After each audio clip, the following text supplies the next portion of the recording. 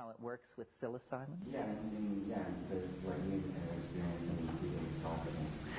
Well, I mean, when I take psilocybin, I take it on an empty stomach. I don't fast or anything like that. I just don't eat for 6 hours. I don't call that fasting. And then I take it in silent darkness. That's number one, very important. The next thing is weigh the dose.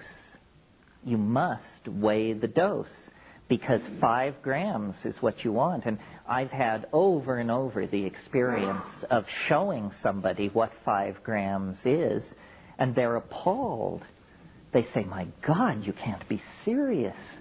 I mean, I take a fifth that much, a fourth that much. Yeah, well, that's the problem. That's why you don't have elves in the attic and bats in the belfry like I do, you know. And so then you take it, and I take it on an empty stomach, and a lot of people don't like the taste. I don't really understand that. I just chew them up. I sit with them, and I chew them up. And then, Dried. None of this mixing in applesauce or any of that malarkey. I mean, what's that about? Well, I was thinking fresh. Oh, well, fresh, 60 grams. 60 grams. Because there's more than there's a huge water loss there. And then it takes, people sometimes say it came on within 5 minutes or it came on within 10 minutes. I don't know what that could possibly be about. First of all, it defies pharmacodynamics to imagine that it could come on that fast. For me, it comes on almost always at the 1 hour and 20-minute mark. I think it can come on sooner than that. I think I'm fairly resistant to these things. In the hour after I take it, I sit, I roll bombers, and I carry out what all good Catholics know as an examination of conscience. This means you think about all the bummers that you're afraid are going to jump out at you as soon as you get loaded. If you will carry out the examination of conscience, you'll be so bored with that by the time the compound actually hits that you usually don't have to pay any dues, because you've, faced the fact that you're a jerk 50 times in the preceding hour. So, and then the way I do it is at about the hour and 20-minute mark, and I should say in the time preceding that, you may have to go to the bathroom once.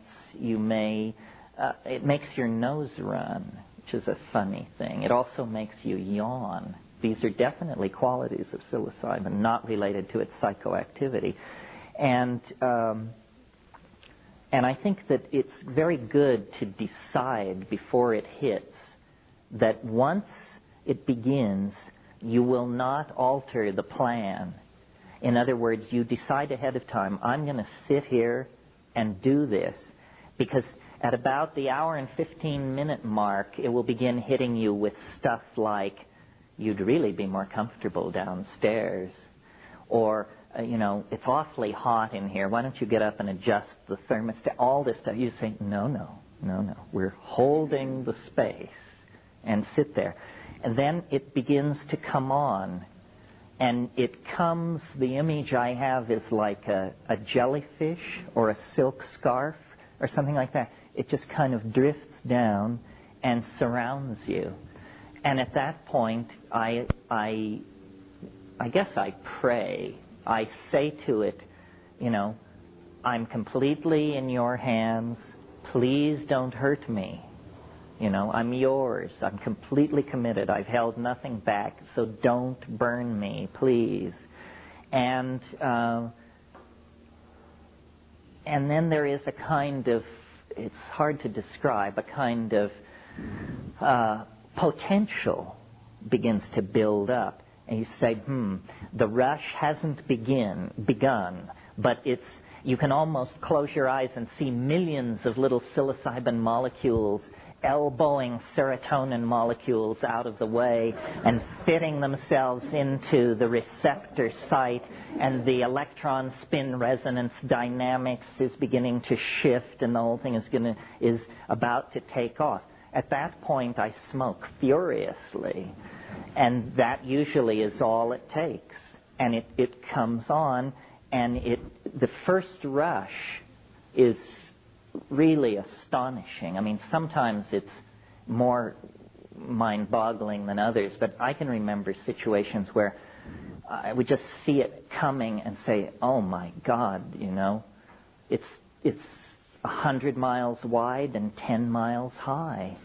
Where are you going to run to? You know, it's just, you say, good grief. You know, I guess I'm not going to meet this one sitting up. I think I better lay down. And in about the time it takes to make and execute that decision, then it just hits. And it's like a tidal wave.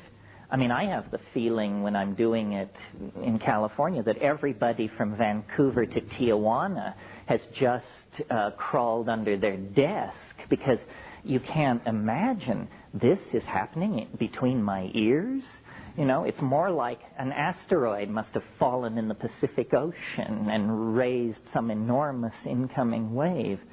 It's what it's sort of like. It's like watching a thermonuclear explosion through 50 feet of crystal clear glass. So, you know, you're perfectly calm. It's not getting at you.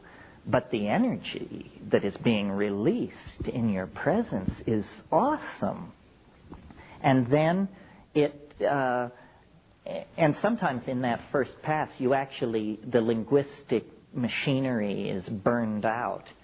You've probably seen these scenes where they will test a hydrogen bomb, and they set up cameras a quarter mile from ground zero, a half mile, a mile, 2 miles, and then when they actually detonate the bomb, they get the view from the first camera, and then they switch to the second camera as the first camera is blown to bits and vaporized, and they keep pulling back as each successive instrument is destroyed.